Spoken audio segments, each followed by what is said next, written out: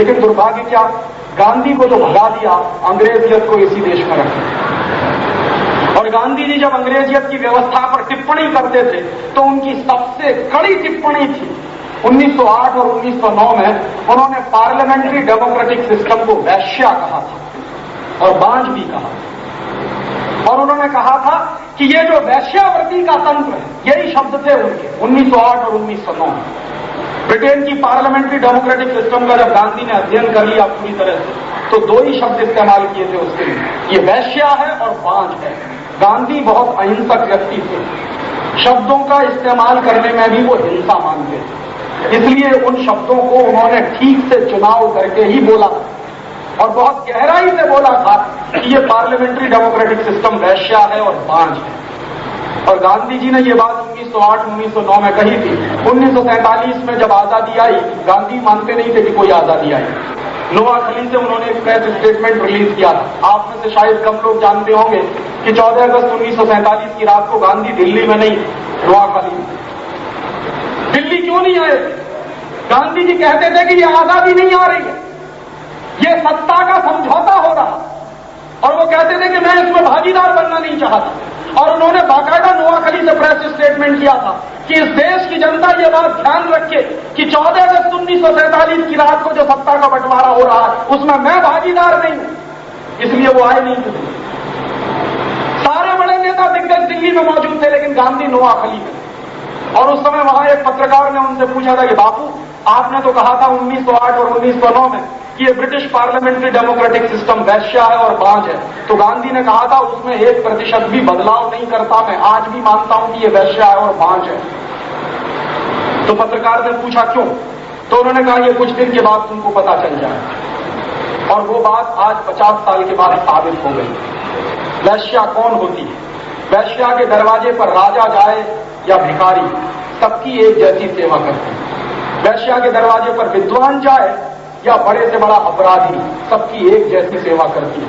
हिंदुस्तान की पार्लियामेंट में भी आज यही हो रहा है। बड़े से बड़ा अपराधी भी हिंदुस्तान के पार्लियामेंट में बैठा, जिसने 30 मर्डर किए हैं, और हिंदुस्तान का सबसे बड़ा साइंटिस्ट भी उसी पार्लियामेंट में बैठा है। दोनों एक बराबर हैं। ये वैश्या के ही दरवाजे पर होता है जो पार्लियामेंट में। और गांधी जी ने बांझ इसलिए कहा था, गांधी जी ने कहा था कि पूरी ताकत तुम लगा देना तो भी इस सिस्टम में से कुछ निकलने वाला नहीं है। आज 50 साल के बाद ये सिद्ध हो गया है कि उसमें से कभी कुछ नहीं निकलने, इसलिए गांधी मना करते थे। गांधी ने तो एक और करारा स्टेटमेंट दिया था आजादी के तुरंत बाद। उन्होंने कहा था कि कांग्रेस को खत्म कर दो। तो एक पत्रकार ने पूछा, बापू क्यों कह रहे हो ऐसा? तो उन्होंने कहा कि ये कांग्रेस देश को वैसे ही लूटेगी जैसे अंग्रेजों ने लूटा, अगर इसको खत्म नहीं करोगे। तो लोगों ने कांग्रेस को तो खत्म नहीं किया, लेकिन गांधी को खत्म कर दिया, क्योंकि गांधी उनके रास्ते में रोड़ा बनने लगे। गांधी को तो रास्ते से हटाया, और गांधी की कही हुई बात आज सत्य सिद्ध हुई है कि इन्होंने हिंदुस्तान को इतना लूट लिया है जितना कभी अंग्रेजों ने भी शायद इस देश को नहीं लूटा। और इस पार्लियामेंट्री सिस्टम में से कभी कुछ नहीं निकलेगा।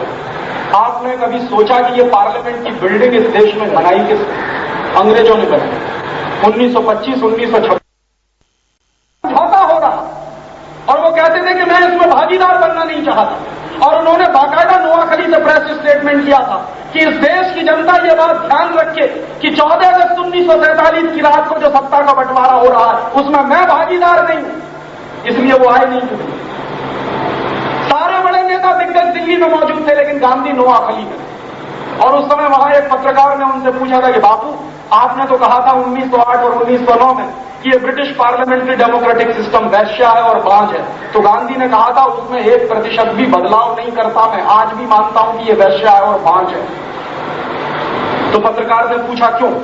तो उन्होंने कहा ये कुछ दिन के बाद तुमको पता चल जाए। और वो बात आज 50 साल के बाद साबित हो गई। वैश्या कौन होती है? वैश्या के दरवाजे पर राजा जाए या भिखारी, सबकी एक जैसी सेवा करते हैं। वैश्या के दरवाजे पर विद्वान जाए या बड़े से बड़ा अपराधी, सबकी एक जैसी सेवा करती है।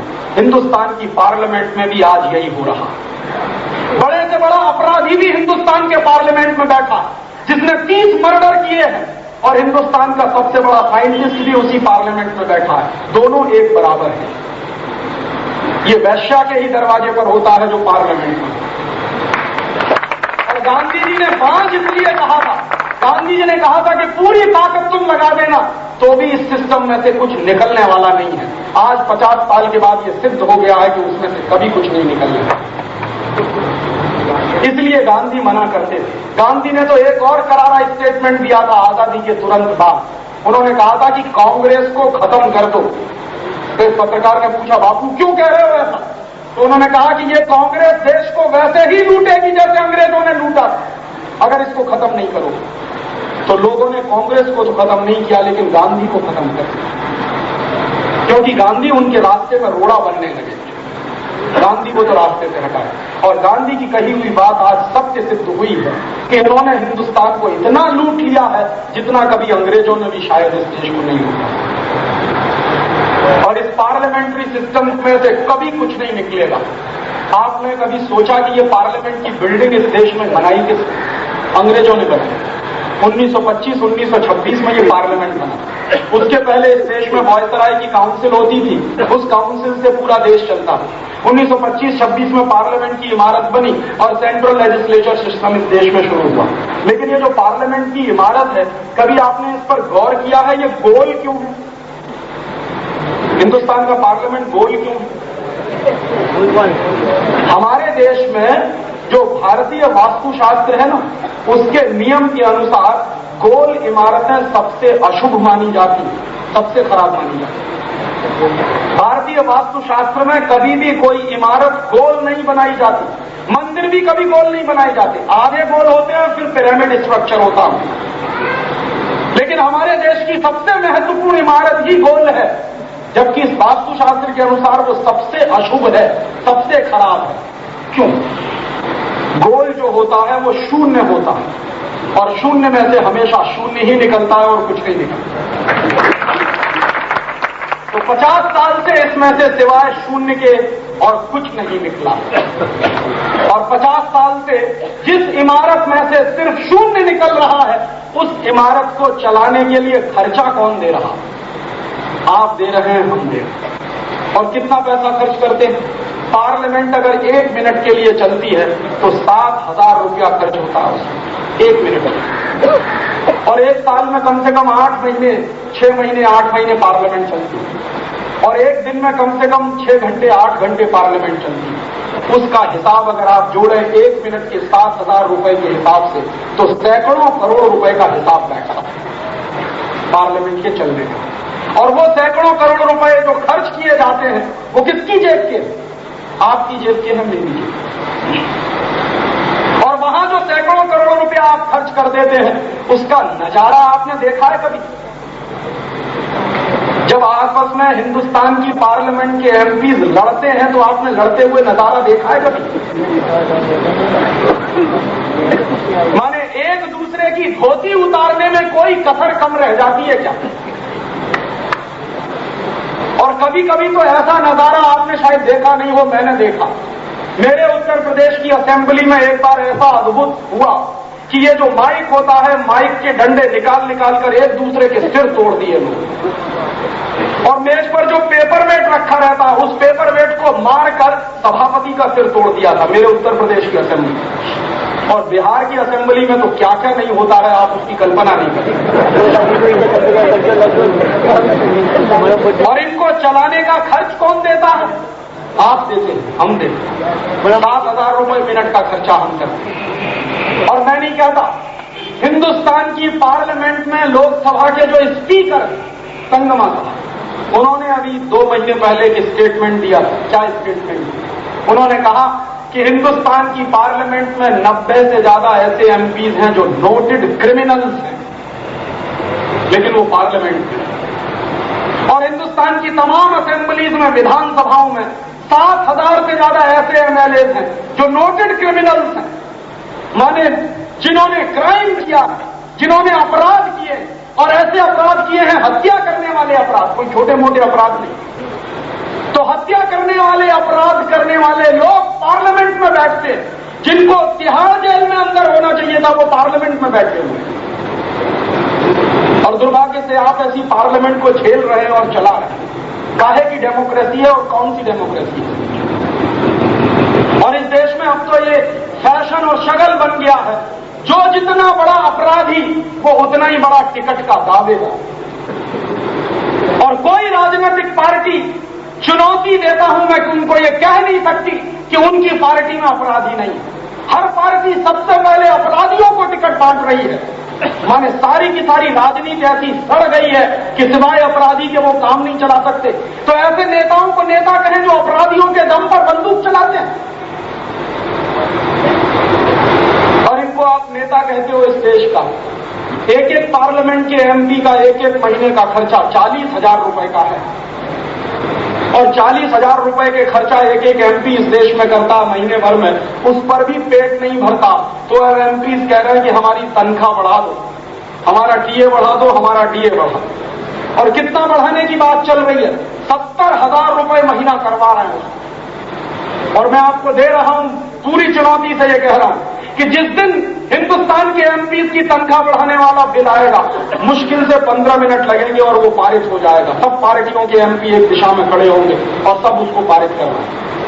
कोई एक एमपी ये प्रश्न नहीं पूछेगा कि जिस देश में 40 करोड़ लोग गरीबी की रेखा के नीचे रहते हो, जिस देश में 40 करोड़ लोगों को खाने के लिए नहीं मिलता हो, पीने के लिए पानी नहीं मिलता हो, उस देश के प्रतिनिधि 70,000 रुपए महीने खर्च करें, इससे ज्यादा शर्मनाक और दूसरी कौन सी बात हो सकती है?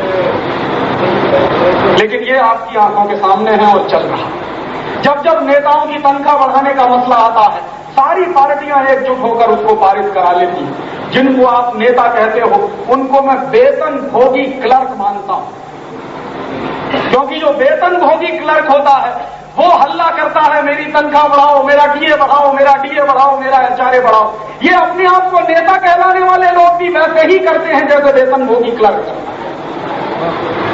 और इनको आप नेता कहते हैं जो अपनी रक्षा खुद नहीं कर सकते, 4-4 ब्लैक कैट्स कमांडोज लेके चलते।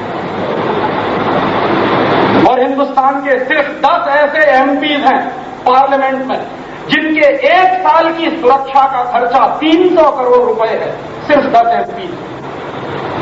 ये 300 करोड़ का खर्चा कौन दे रहा है? आपकी जेब से जाता है, मेरी जेब से जाता है। क्या कहते हैं साहब? उनकी जान जाने का डर है, माने उनको मरने का डर है। और ऐसे देश में मरने से डरते हैं जहां बार बार जन्म की कल्पनाएं हैं। इस हिंदुस्तान में तो बार बार जन्म मिलता है, पुनर्जन्म होता है। काहे को डरते हो इस देश में मरने से? और मरने से डरते हैं, कोई बहुत कीमती जान हो तो समझ में आता है उसको बचाया जाए। जो कीमती जानें थी इस देश में वो कभी ब्लैक कैट्स कमांडोज लेके नहीं घूमती। महात्मा गांधी के पास कौन से ब्लैक कैट्स कमांडोज? उससे बड़ा नेता इस देश में कौन हुआ? उससे बड़ा राजनेता कौन हुआ है दुनिया में? जिस आदमी के मरने पर दुनिया के 50 देशों ने अपने झंडे झुकाए हो, उससे बड़ा नेता दुनिया में कौन हुआ है? उसने तो कभी ब्लैक कैट्स कमांडोज की बात नहीं की।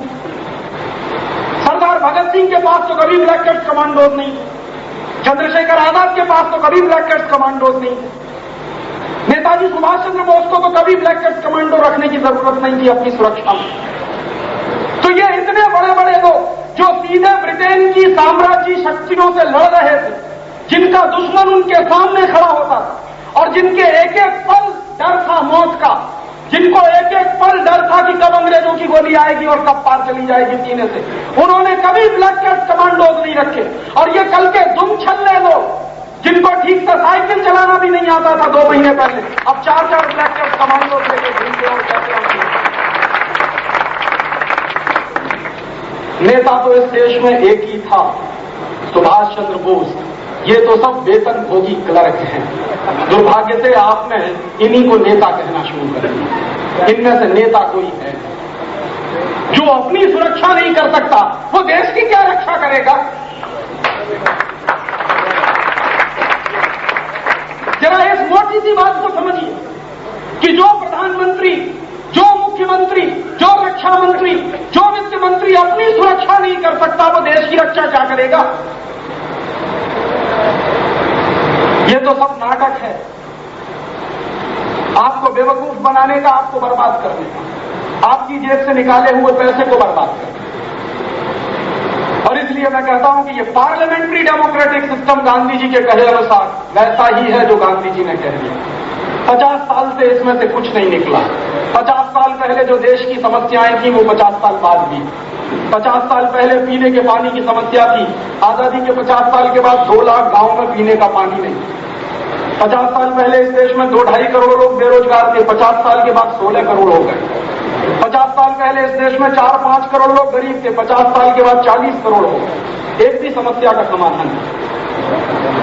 और ये पार्लियामेंट आज भी उतनी ही गुलाम है अंग्रेजों की जितनी कभी उस जमाने में होती थी। कभी आप लोगों ने सोचा कि हिंदुस्तान की सरकार का बजट 28 फरवरी की शाम को 5 बजे क्यों आता? पार्लियामेंट तो सवेरे 11 बजे चालू हो जाता, बजट शाम को 5 बजे क्यों आता है? कभी आपने इस पर दिमाग लगाया क्यों होता है? इसलिए होता है कि इंग्लैंड में नया financial year, new financial year 8 मार्च से शुरू होता, तो इंग्लैंड में 28 फरवरी को बजट पेश किया जाता। तो अब तो इंग्लैंड नहीं है हिंदुस्तान में। हिंदुस्तान का नया फाइनेंशियल ईयर दिवाली से शुरू होता और हिंदुस्तानी पद्धति और भारतीय पद्धति के अनुसार हिंदुस्तान का बजट या तो दिवाली के 1 दिन पहले आना चाहिए या दिवाली वाले दिन आना चाहिए, क्योंकि भारतीय पद्धति में सारे देश में नया फाइनेंशियल ईयर दिवाली से शुरू होता है। अंग्रेजों के यहां 1 मार्च से शुरू होता। अंग्रेज तो चले गए, अंग्रेजों के जाने के बाद 50 साल बाद भी वही परंपरा चल रही। और ये शाम को 5 बजे बजट पेश करने की क्या तुक है? अंग्रेजों के जमाने में इस देश में शाम को 5 बजे बजट इसलिए पेश किया जाता था क्योंकि यहां जब शाम के 5 बजते हैं उस समय लंदन के पार्लियामेंट में सवेरे के 10:30 और 11 बजते हैं। तो यहां जब बजट पेश होता था तो लंदन उसकी कमेंट्री जाती थी, तो वहां के एमपीज उसको बैठ के सुनते थे। तो अब तो वो नहीं है चक्कर, अब क्यों शाम को 5 बजे बजट पेश किया जाता है?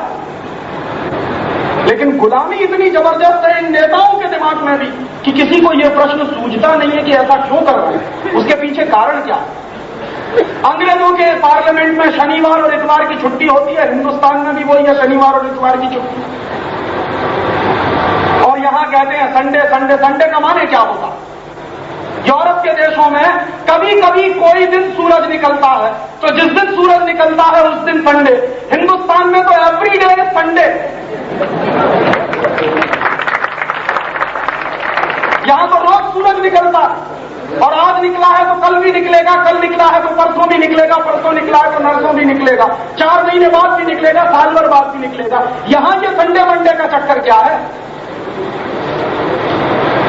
अंग्रेजों के जमाने में कोई कोई सुबह ऐसी होती है जो बहुत अच्छी मानी जाती है, जिस दिन सूरज निकल आए, टेम्परेचर कम हो, धूप खिली हुई हो, मौसम साफ हो, तो कहते हैं गुड मॉर्निंग, माने आज की सुबह बहुत अच्छी है। तो आपको कोई विश करेगा गुड मॉर्निंग, आप किसी को विश करेंगे गुड मॉर्निंग। हिंदुस्तान में तो every morning is good morning. यहां का है तो गुड मॉर्निंग की परंपरा है, लेकिन है करें क्या? वो दिमाग अंग्रेजियत वाला, और उसी अंग्रेजियत वाले दिमाग से पार्लियामेंट चलती। अंग्रेजों ने अपनी पार्लियामेंट में एक कानून बनाया, वो कानून अंग्रेज हिंदुस्तान में लागू करके गए। वो कानून क्या है कि अंग्रेजों की जो पार्लियामेंट है उसमें कानून जब बनते हैं तो कानून की ड्राफ्टिंग करने का काम सेक्रेटरी करते हैं, एमपीज नहीं करते, एमएलएज नहीं करते। ये अंग्रेजों की परंपरा, वही परंपरा जब वो हिंदुस्तान में रहते थे जब तक थी।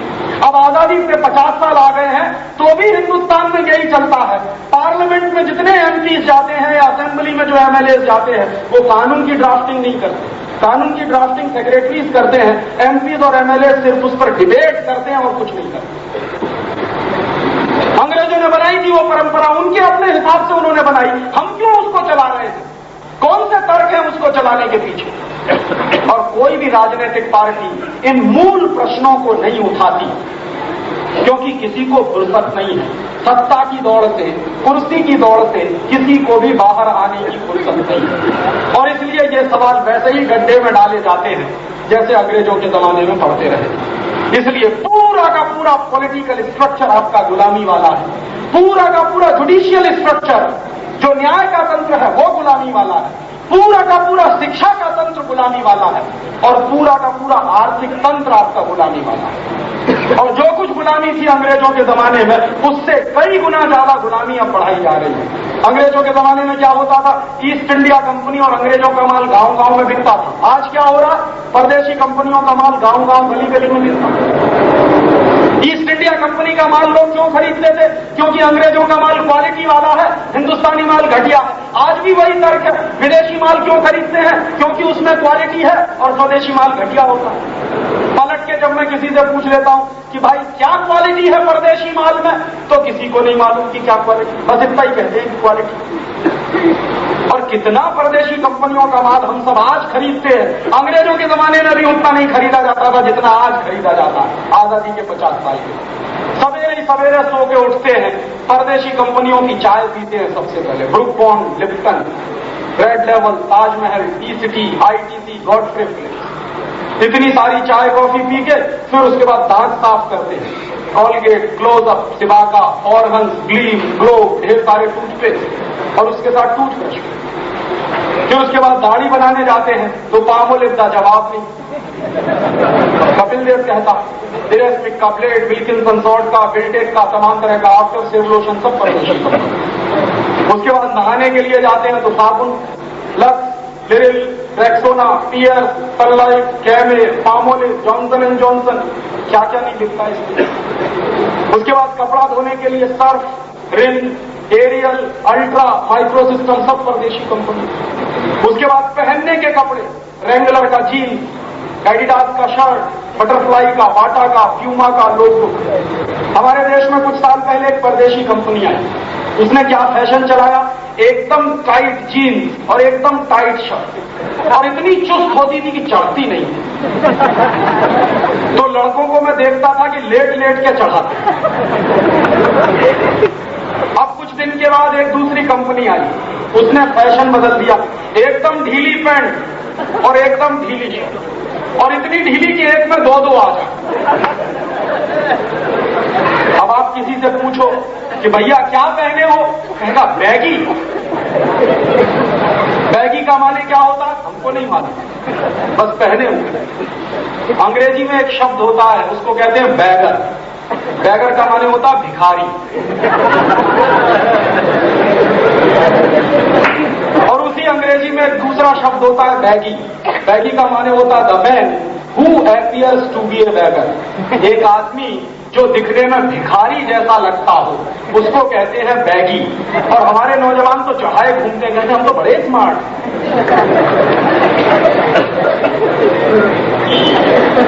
2 मिनट भी दिमाग लगा के सोचते नहीं कि क्या पहने हुए हैं और क्या कर रहे हैं। विदेशी कंपनियों के कपड़े पहन के फिर जूते ऊपर, एडिडास के, बटरफ्लाई के, बाटा के, प्यूमा के, लोटो के, मोजे भी उनके। स्कूल कॉलेज में जाते हैं काम करने के लिए, पेन पेंसिल भी परदेशी कंपनी, रेनॉल्ड का, रोटोमैन का। मैं पूछता हूं भैया क्यों खरीदते हो ये, तो कहते राजीव भाई लिखते लिखते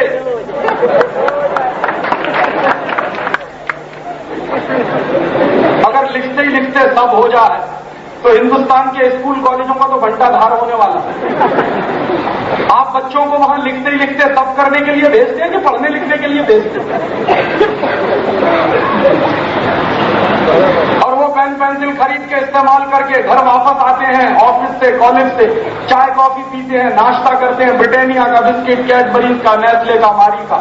फिर बाजार में जाते हैं तो प्यास लगती है, Pepsi Cola, Coca Cola, Thums Up, Limca, Citra, mango Frooti, क्या क्या नहीं पीते। बच्चे घर में जिद करते हैं तो टॉफी चॉकलेट खाते हैं, कैडबरीज की, नेस्ले की, मारी की, क्या क्या नहीं बिकता इस देश में। और रात जब हो जाती है तब कोई बच्चा अपने घर में अपनी अम्मा से कहता है मम्मी मम्मी भूख लगी। मम्मी कहती है बस 2 मिनट।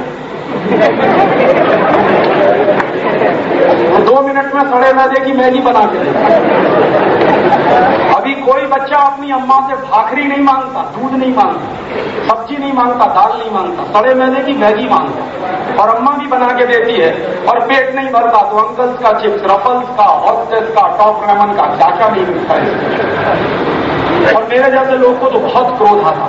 अभी तो हिंदुस्तान में परदेशी कंपनियों का नमक बिक रहा है, अन्नपूर्णा। 6 अप्रैल 1930 को गांधी जी ने नमक सत्याग्रह किया था दांडी में, और एक मुट्ठी नमक हाथ में लेके गांधी ने कसम खाई थी कि आज के बाद इस देश में परदेशी कंपनी का नमक नहीं बिकेगा और कोई नहीं खाएगा। लेकिन आज उसी देश में, गांधी के देश में, हम परदेशी कंपनी का नमक खरीद के खा रहे हैं, अन्नपूर्णा। कौन से गांधी को श्रद्धांजलि अर्पित कर रहा है? नाथूराम गॉडसे ने तो गांधी के शरीर की हत्या की, हम सारे लोग तो गांधी की आत्मा की हत्या कर रहे हैं जब हमारे घरों में अन्नपूर्णा नमक आता। इतना ये देश गुलामी में गिर गया, घर घर में विदेशी सामान, घर घर में इंपोर्टेड माल। और लोग बराबर यही तर्क देते हैं, राजीव भाई उसमें क्वालिटी है। और मैं लोगों से पलट के पूछता हूं, अच्छा बताइए ब्रुक बॉन्ड की चाय, लिप्टन की चाय, ताजमहल की चाय में क्या क्वालिटी है? तो आपको शायद मालूम नहीं, चाय में कोई क्वालिटी नहीं है, चाय में जहर है। और उस जहर का नाम है टैनिन। और कॉफी में उससे भी भयंकर जहर है, उसका नाम है कैफीन। ये टैनिन और कैफीन दोनों जहर कैंसर कर देते हैं। एक सिगरेट पीने से जो जहर आपके शरीर में जाता है, उतना ही जहर 3 प्याला चाय पीने से जाता है, 1 प्याला कॉफी पीने से। 25 साल पहले इस देश में कोई चाय पीता नहीं था, कॉफी पीता नहीं था, इसलिए कोई जानता भी नहीं था कि कैंसर नाम की बीमारी क्या होती है। और आज पिछले 20-25 साल से जिसको देखो उसको कैंसर, जिसको सुनो उसको कैंसर। ये कहां से आया? जहर पी रहे हैं तो जहर जैसा शरीर बने, और सवेरे ही सवेरे जहर पी लेते हैं। मुझे तो बड़ा दुख होता है। और ऐसी आदत पड़ गई है जैसे शराबी की आदत होती है। शराबी आदमी को रोज शराब चाहिए, और अगर एक दिन शराब नहीं मिले पीने के लिए तो उसके सिर में दर्द होता है, शरीर में दर्द होता है, शरीर ढीला ढीला पड़ जाता है। ठीक वही हालत होती है चाय कॉफी पीने वाले की। अगर चाय कॉफी पीने वाले को एक दिन चाय नहीं मिली, एक दिन कॉफी नहीं मिली, तो उसका भी सिर दर्द करता है, शरीर काम नहीं करता। क्यों? ठीक वैसा ही जहर है चाय कॉफी जैसे शराब है, पूरे शरीर को नशे का शिकार बना देता है, वही चाय और कॉफी करता है। और ये आप जान लीजिए कि चाय और कॉफी हिंदुस्तान की पैदाइश नहीं है, अंग्रेज लाए थे इस देश में। और अंग्रेजों के जमाने में चाय कॉफी बिकती नहीं थी, तो अंग्रेजी कंपनियां मुफ्त में चाय बांटती थी, और मुफ्त में चाय पिला पिला के इस देश को बर्बाद कर दिया अंग्रेजों। और आज हम पैसा देकर खरीद कर चाय पीते हैं, जहर पीने के लिए पैसा देते हैं। और मुझे तो सबसे ज्यादा दुख इस बात का होता है कि कई घरों में छोटे छोटे बच्चों के दूध में चाय मिला के पिलाते हैं, बचपन से ही जहर पिला रहे हैं। और बड़े इंटेलिजेंट मम्मी पापा है कि खुद तो बर्बाद हो ही रहा है, बच्चों को भी बर्बाद कर। ऐसा इस देश में चक्कर फंसा। और वो चाय कॉफी जैसा जहर पी पी के अपना शरीर तो बर्बाद कर ही रहे हैं, हिंदुस्तान भी बर्बाद हो रहा है। हिंदुस्तान क्या बर्बाद हो रहा है? ये परदेशी कंपनियों की चाय कॉफी जब बिकती है तो 5,600 करोड़ रुपया वो यहां से ले जाते हैं। जहर बेचते हैं, किसी काम की नहीं जो चीज वो बेची जाती है, और 5,600 करोड़ रुपया हिंदुस्तान से बाहर चला जाता। तब आप पूछेंगे कि क्या करें? जितनी जल्दी हो चाय कॉफी पीना बंद कर दीजिए, और बच्चों को तो बिल्कुल बंद करा दीजिए। आप पूछेंगे क्या पिए? हिंदुस्तान में पीने के लिए बहुत कुछ है। दही की छाछ, दही की लस्सी, नींबू का शरबत, नारियल का पानी, संतरे का रस, मौसम्बी का रस, गन्ने का रस, केरी का रस, क्या नहीं है पीने पिलाने के लिए इस देश में। हजारों तरह के शरबत बनते हैं, दक्षिण से उत्तर भारत तक चले जाए। हजारों किस्म के प्रिपरेशन है इस देश में, कहीं भी चले जाए। लेकिन वो सब भूलते जा रहे हैं, चाय पीते चले जा रहे हैं। और कई लोग कहते हैं कि राजीव भाई सब लोग दूध नहीं पी सकते, सब लोग छाछ नहीं पी सकते। तो उनके लिए मैं कहता हूं कि कुछ नहीं कर सकते तो गर्म पानी पीना शुरू कर दीजिए, उससे बढ़िया कोई दूसरी चीज। और आपको मैं बताऊं कि यह गर्म पानी बहुत बड़ी चीज है। यूरोप में और अमेरिका में सामान्यतः हर व्यक्ति कॉन्स्टिपेशन का मरीज है, कब्जियत का शिकार है। क्यों शिकार है वहां कब्जियत के लोग? क्योंकि हमेशा ठंडा पानी पीते, और फ्रिज के पानी में भी बर्फ डाल डाल के पीते, इसलिए कॉन्स्टिपेशन होता है। कॉन्स्टिपेशन करना हो तो फ्रिज का पानी पीजिए, ठंडा पानी पीजिए, जितनी जल्दी होगा उतनी जल्दी हो जाएगा, पेट भी बर्बाद हो जाएगा। और अगर कॉन्स्टिपेशन से आपको मुक्ति पानी है तो गर्म पानी पीना शुरू कर दीजिए। और मैं तो लोगों से कहता हूं कि जो मेहमान आता है वो आपका भगवान है कि दुश्मन? खुद मरेंगे चाय कॉफी पी के, मेहमान को भी मार रहे हैं चाय कॉफी पिला पिला। इसलिए अगर मेहमान की अतिथि देवो भव वाली परंपरा का स्वागत करना है तो खुद गर्म पानी पीजिए, मेहमान को भी 1 गिलास गर्म पानी पिलाइए। 1 पैसे का खर्चा नहीं होने वाला। गर्म पानी बनाने में 1 पैसे का खर्चा नहीं होने वाला। और जो लोग जैन धर्म का पालन करते हैं उनके यहां तो गर्म पानी धार्मिक रूप से सबसे जरूरी माना जाता है।